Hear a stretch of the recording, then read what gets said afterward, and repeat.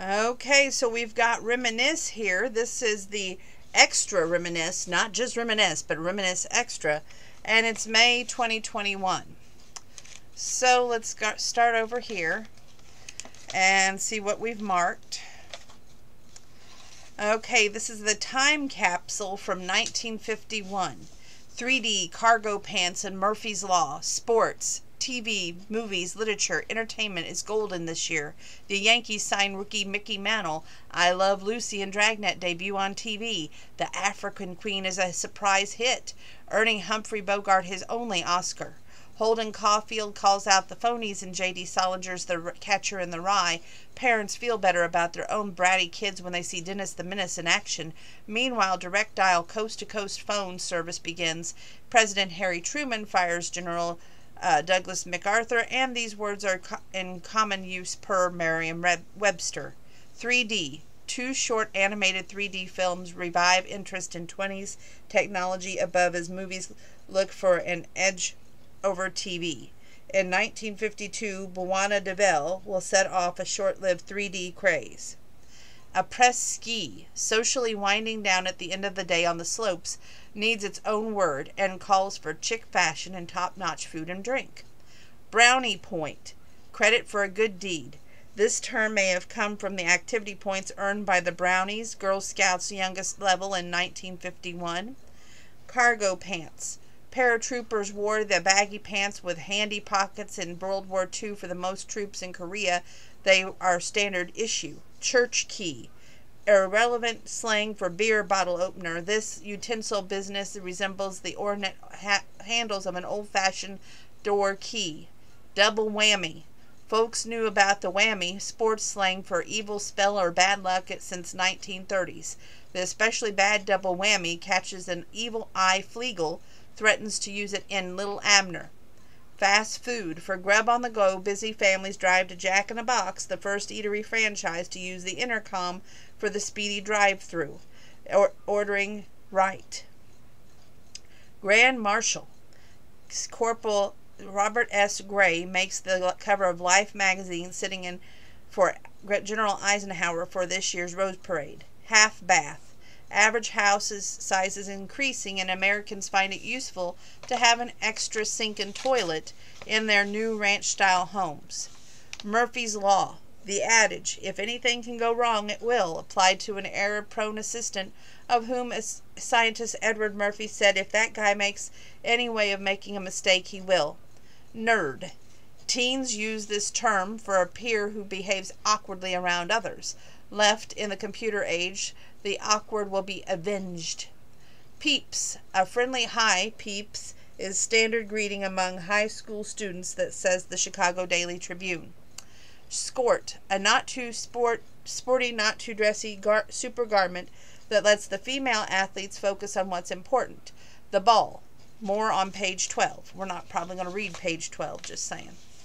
Stakeout. As the police procedures such as Dragnet became popular, audience learned the lingo for surveillance on a person or area suspected of criminal activity. Whirlybird. Called a chopper, the rotator wing aircraft in vital Korea, by Deborah Sterling. A novelty song gets attention. Ross Basagwin as David Seville wrote the 1958 novelty hit The Witch Doctor and the Chipmunk song, which went to #1 on the pop charts. Clooney's 1951 single was her first to top many of charts. Randall C. Hill writes about the music from his home in Brandon, Oregon. Author William Saron and his cousin Ross Basagwin wrote Come On to My House in 1939. It was an odd creative pairing. Saroyan was an established writer with a Pulitzer Prize, which he declined, and an Academy Award to his name. The younger Badaskarian had yet to make his mark. He would go on to fame underneath the name David Seville. Come On to My House was an interpretation of the folk song from the American Cousins' Armenian heritage. It wasn't until 1950 that the duo found a use for the bouncy tune in the off-Broadway musical The Sun.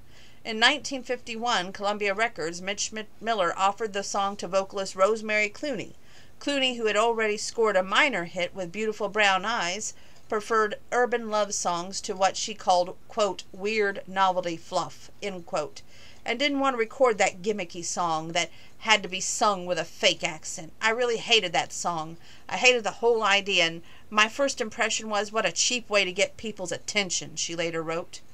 The influential Miller, who headed to Columbia's A&R, Artist and Repertory Department, gave Clooney an ultimatum concerning her third Columbia record: release Do Come to My House or be fired. Clooney didn't know how to do an Armenian accent, so she delivered the simplest lyrics with a vaguely Italian inflection instead. Come On to My House had been recorded earlier that year by an authentic Armenian singer named K. Armin, but her version tanked. Clooney's soared, staking a claim on the 1951 Billboard charts for 20 weeks, 8 of those at number 1. Clooney's dislike of that song, notwithstanding Come On to My House, went to sell over 1 million copies. That's pretty interesting. Okay. Well, I guess we'll do these next few pages because there's not too many pages marked here in this book. You know how much I love doing these quizzes with you, so let's do a Trivial Pursuit Core Leaders. Now, these look like they have 6 questions, and the answers are on page 56, and right now we're on page 11. So let's go ahead and take this little quiz and see how we do. Core Leaders. Jumpsuit-wearing Jack LaLanne invites viewers to get into shape with his daytime exercise show that debuted in 1951. His leap leads to blazing TV and home fitness craze that doesn't cool down for 50 years. How many of these small screen trainers can you work out? Number 1. Curly-haired and unfailingly upbeat, the aerobics lover above made his name with a series of videos called Sweatin' to the Oldies. Okay, that would have to be Richard Simmons for number 1. We'll see if I'm right. Number 2. This Three's Company actress sells the Thigh Master, a device to build ultra-tone gams. The best part is you don't even have to get off the couch to use it. I'm going to say Suzanne Summers. Okay, number 3. This Oscar-winning made leg warmers a fashion trend thanks to her workout video, which sold 17 million copies. Oh, that's got to be Jane Fonda. Okay, number 4. Tai Bo, a high-energy mix of cardio kickboxing and martial arts, is this fitness guru's specialty. I don't know this one. I can see the guy's face and even him working out to Tai Bo, but I don't know the name, so beep.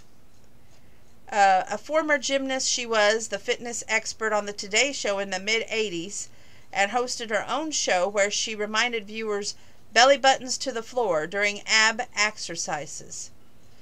I'm going to say that must be Kathy Lee Gifford. We'll see if I'm right in a minute.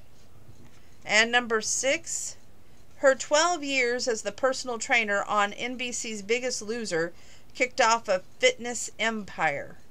I never watched The Biggest Loser. I thought that woman who was on the Hallmark Channel, she played on Days of Our Lives, was on that show, but I don't know that one. I'm going to take an X.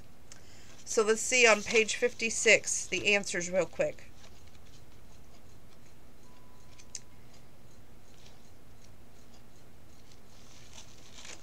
Okay, the Trivial Pursuits on page 11. Number 1 was Richard Simmons. I got that right. Yay. 2 was Suzanne Summers. Yes, we got it right. 3, Jane Fonda. Perfect. 4, I took the X. Who was that? Billy Blanks. I could see his face, but I couldn't get the name.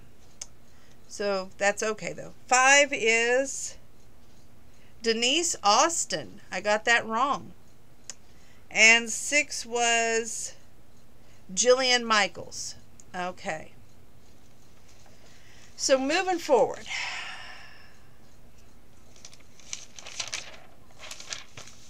Squirts. I guess we will cover that. A word to the wise. A club of athletes that became big fans of Skorts, the Ladies' Professional Golf Association, launched in 1950. When Skorts retained enough to the traditional ideas of feminine dress to give women a chance to slip into something more empowering. Women's partnerships in sports kicked up a diverse issue. Who gets to wear the pants? Spanish tennis star Lil D. Alvarez served up a scandal with her split-style skirt at Wimbledon in 1931, for instance. Such rebellions were a warm-up for another shorter version of pants-skirt combo, the Skort.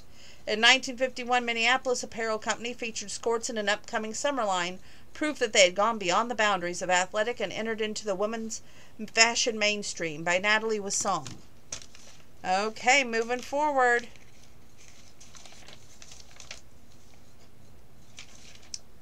Oh goodness, we got another quiz here. Sing Along with the Jingles by Mary Liz Shaw. They show a picture of Barry Manilow up here in pulp culture. It says, long before he was a household name, Barry Manilow sold household products with his jingles. Marketers know well the power of a good song. A catchy tune paired with a few punchy lyrics about a product can create an earworm that lasts for years, in some cases far longer than the product itself. While jingles have existed for as long as they have been radio and TV stations to play them, the ad scene of 50 years ago was particularly memorable for introducing some of the catchiest earworms in jingle history. That year, 1971, McDonald's Corporation had a new commercial featuring 7 guys cleaning the heck out of a restaurant singing, "You deserve a break today."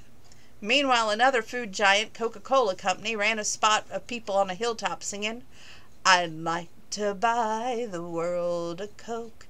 And an insurance company promised, "Like a good neighbor, State Farm is there." Never. A few notes of that last ditty still appear in the State Farm commercials today. To think that a then struggling singer-songwriter named Barry Manilow got paid just $500 for co-writing it. Of course, Manilow went on to a glittering music career, but he never forgot his early days as a jingle writer and performer. For those years, his live show included a medley of popular jingles, his own and others. How many of these infectious commercial tunes worm their way into your memory? This ought to be fun. Okay, mark that page for 1 through 12. So go ahead and mark your page, 1 through 12. We're going to do some multiple choice question and answers, and I'm going to do them right along with you. And then we'll see how many I get right and how many you get right. We'll have a little fun with this. The jingle for an American car maker became a signature tune for the Dinah Shore. In my Mary Oldsmobile, or that's A. B. Big New Studebaker. C. See the USA in your Chevrolet. Or D. Baseball, hot dogs, apple pie, and Chevrolet. I'm going to go with D. We'll just do these for fun. It's not serious, so again, we're just doing these for fun. Your answer, the one was, this jingle for an American car maker became a signature tune for the Dinah Shore.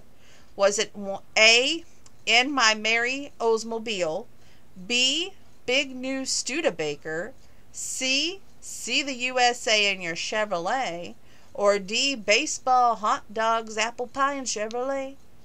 2. Which product promised, "Oh, what a relief it is," after a plop, plop, fizz, fizz? Was it A, Alka-Seltzer, B, Pepto-Bismol, C, Anacin, or D, Pepsid AC? Again, which product promised, "Oh, what a relief it is," after a plop, plop, fizz, fizz? Was it A, Alka-Seltzer, B, Pepto-Bismol, C, Anacin, or D, Pepsin AC? Fill in the blank. There's something about blank man. A, Brute, B, Aquavelva, C, a high karate, D, an English leather. Fill in the blank. There's something about the blank man. A, Brute man, B, Aquavelva, C, high karate, or D, an English leather. Okay, now number 4. Which one is correct for this sticky jingle co-written by Barry Manilow? I'm stuck on Elmer's. I'm stuck on Band-Aid. I'm stuck on duct tape. I'm stuck on Post-it note.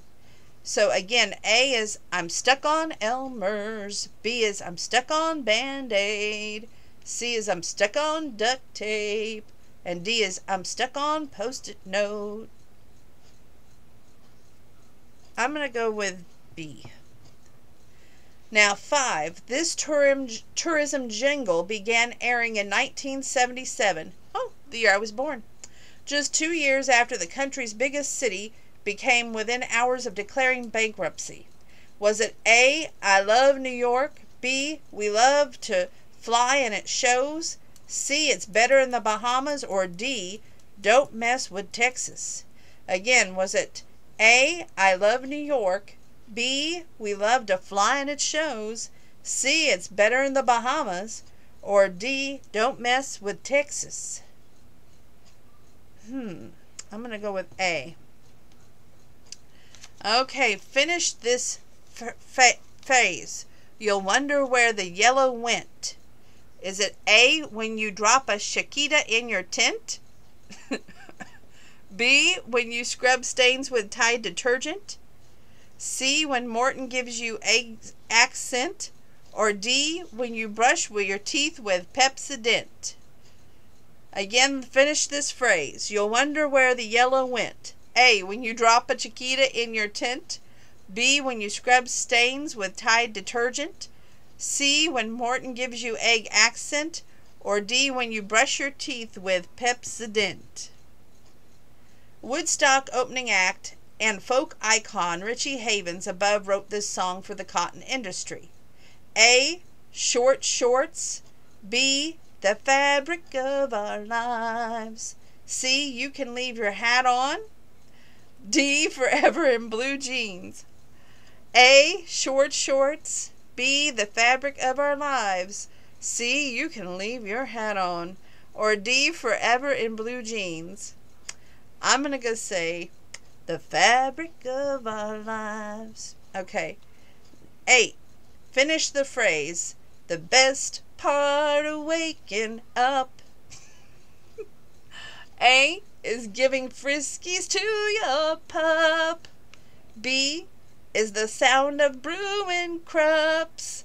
C is grabbing a Dixie cup.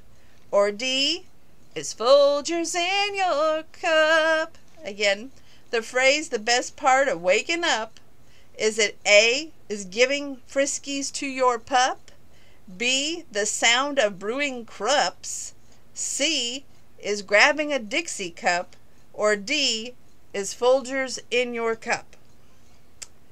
Number 9. He co-wrote Dr. Pepper's most original soft drink ever jingle and later went on to win 2 Oscars for songwriting. Was it A, Hoagie Carmichael, B, Paul Anka, C, Leonard Bernstein, or D, Randy Newman? Again, your choices: A, Hoagie Carmichael, B, Paul Anka, C, Leonard Bernstein, or D, Randy Newman. Which vulnerable brand brings good things to life?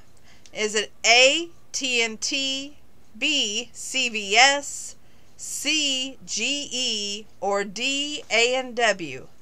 Which vulnerable brand brings good things to life, quote unquote? A, TNT, B, CVS, C, GE, or D, A&W? We only got 2 more questions to go. This jingle by a longtime commercial composer Jake Holmes started airing in the early 1980s and transformed the image of military service. Be all that you can be is number A. B, the few, the proud, the Marines. C, find yourself in the Air Force Reserve. D, in the Navy. Okay, again, is it A, B, all that you can be? Is it B, the few, the proud, the Marines? C, find yourself in the Air Force Reserve? Or D, in the Navy? So I'm going to pick one. You pick one, too. Number 12, the last one. Richard Tinteledge had his kids sing this little ditty, which became the winning entry for a 1962 National Jingle Contest sponsored by a picnic favorite. Hamburger helper helped her hamburger. A. Ooh, that's a good one. B. Hostess and kids, they go together. C. The Oscar Mayer Wiener song. D. Martini and Ross on the rocks, say yes. Is it A. Hamburger helper helped her hamburger? B. Hostess and kids, they go together. C. The Oscar Mayer Wiener song. Or D. Martini and Ross on the rocks, say yes. I'm going to pick one and you pick one. Let's go to page 56 and see how we did. Okay. So number 1 is C. I got that one wrong. I chose D. And that would be see the USA in your Chevrolet. So if you pick that, you got it right. 2 is A. Oh, I got that right. And that was, which product promised, oh, what a relief it is after a plop, plop, fizz, fizz Alka-Seltzer. Okay, 3 is B. Ooh, I got that wrong too. Okay, 3 should be, there's something about Aha Karate Man. No, that's wrong. 3 would be B, okay. There's something about an Aqua Velva Man. Okay, number 4 is B. Did I get that right? I did. So that would be, let's see, which one is correct for the sticky jingle co-written by Barry Manilow? I'm stuck on Band-Aid. Okay, 5 is A, and I got that right. Thank you very much. That would be, the tourism jingle began airing in 1977, just 2 years after the country's biggest city became within hours of declaring bankruptcy. I love New York. Number 6 is D. I got that right as well. And that one is finish the phrase, you'll wonder where the yellow went when you brush your teeth with Pepsodent. Okay. 7 is B. I got that right too. Okay. Woodstock opening act, folk icon Richie Havens above wrote this song for the cotton industry. The fabric of our lives. Okay. Number 8 is D. Ooh, I got it right too. And that is, finish this phrase. The best part of waking up is Folgers in your cup. And that's D. Okay, number 9 is, ooh, got that wrong. 9 is D. Okay, so 9, let's see. He wrote Dr. Pepper's most original soft drink ever jingle, and later went on to win 2 Oscars for songwriting. And that's Randy Newman, D. 10 is C, and I got, why did I put G? There's no G in 10, is there? Maybe I meant C, so I won't mark myself out wrong on that. I think I meant G because that's part of the answer, so I'll give myself that point. Okay. 10 is G-E, sorry. 10 is the letter C, but it's G-E. So it says, which vulnerable brand brings, quote, good things to life? That's C-G-E. And then 11 is A. Oh, I got that right. Good. That is, this jingle is a longtime commercial composer Jake Holmes started airing in the early 1980s and transformed the image of the military service. Be all that you can be in the army. Anyway. 12 was C, and I got that wrong.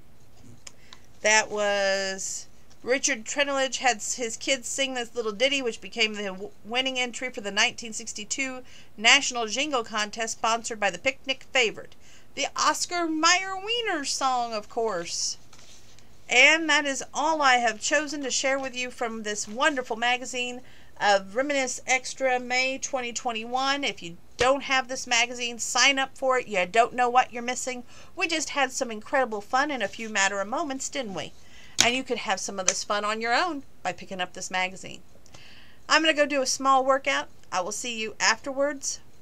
And I'm going to push myself to do it. Because why? I need to do it. I love each and every one of you. God bless. Stay safe. Stay well. And I hope to see you after the workout.